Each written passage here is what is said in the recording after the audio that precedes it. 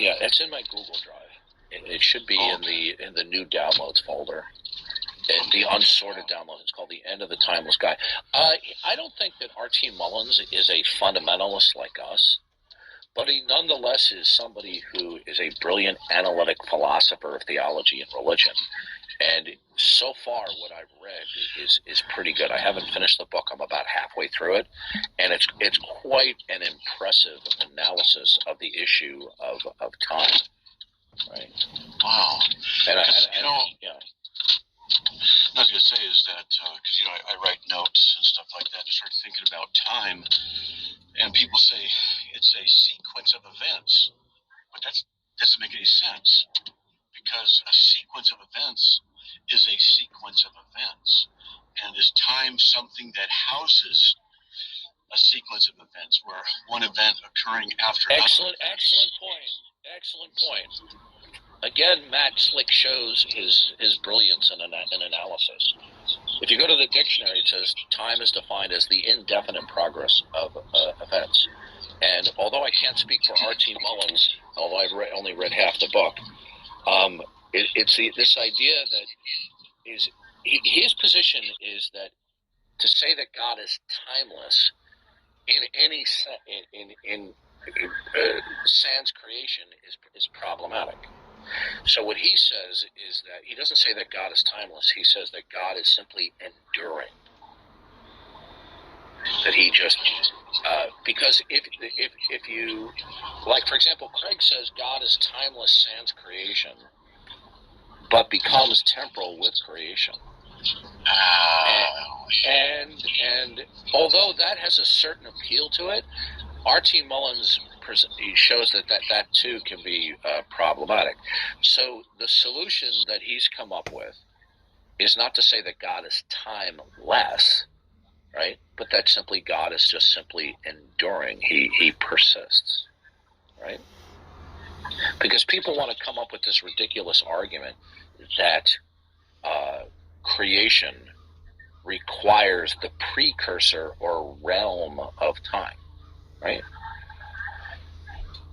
So the point is, he says if God is timeless, sans creation, then how does God make a decision then to create, right? If he's timeless, okay? So saying that God is simply enduring, right? And the issue of timeless and in time or temporal are fraught with problems, because, as you just said, it's hard to put a handle on what the nature of time is. Time just simply how we conceive of change, okay? Right? So, for example, if God just simply exists, right? Is it better to say that he's timeless or that he's simply enduring? Right? And I think that's an important distinction. But I'll let you know when I finish the rest of the book.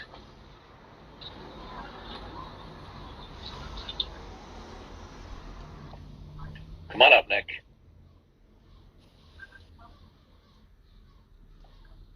I have another question about this stuff. The time stuff. Matt, can you speak a little louder, please? Sure, let me get you off. I'll do this.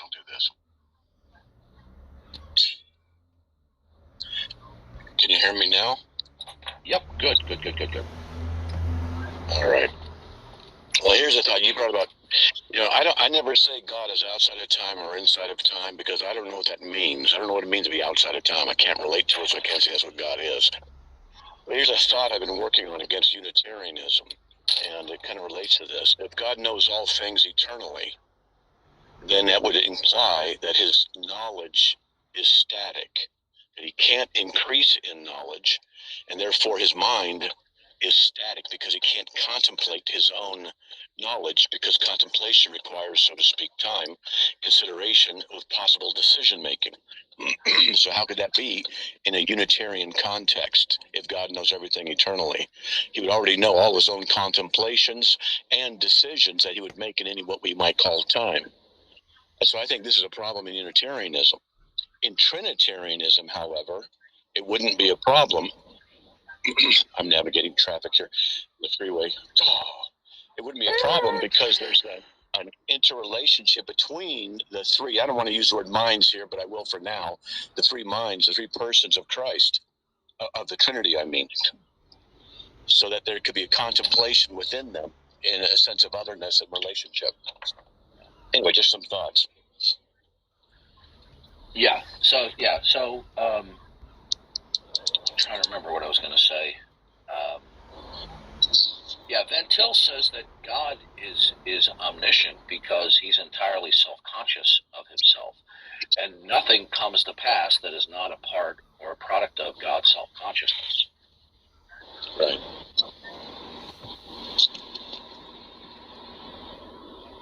Yep. Anyway, I think it's a potential challenge against Unitarianism, as I've been working against it off and on now for a few months.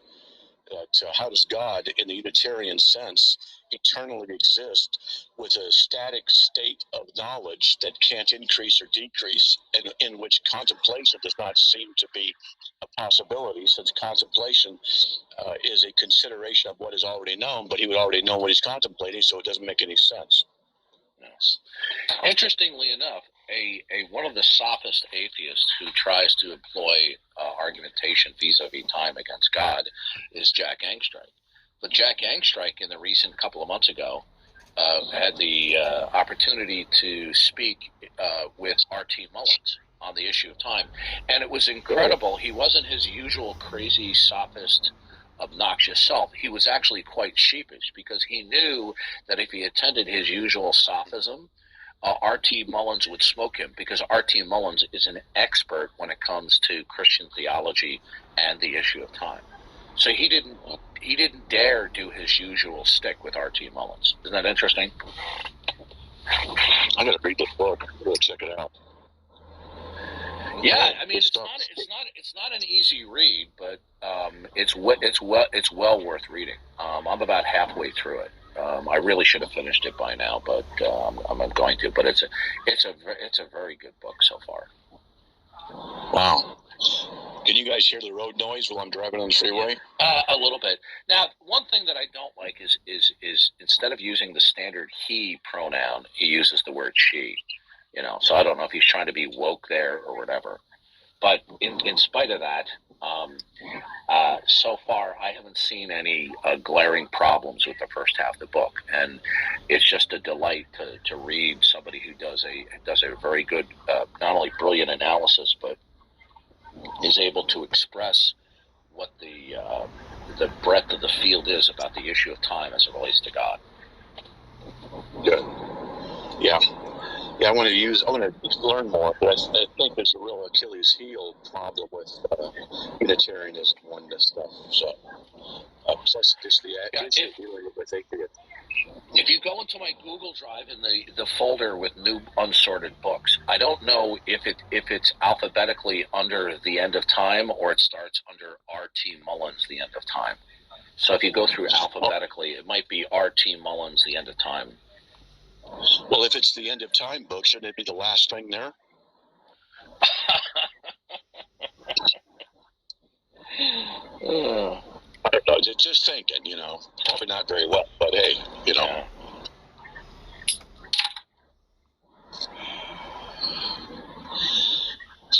Well, I'm going to the doctor to find out how my diabetes is doing. I just became diabetic.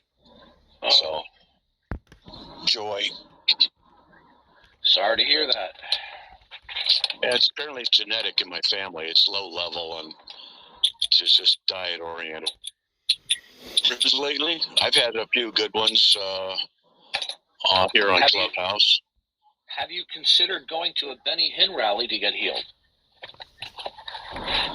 Actually, I would like that. I'm going to heal my tinnitus, my Asperger's, and general stupidity. So that'd take a real miracle. Too bad Oral Roberts isn't still around. Yeah. My brother went to ORU. He graduated from there. Wow.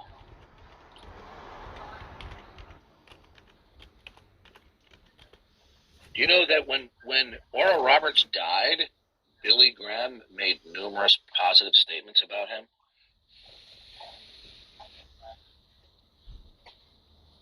See, a lot of Christians don't know that. Then again, how many Christians these days even know who Oral Roberts was?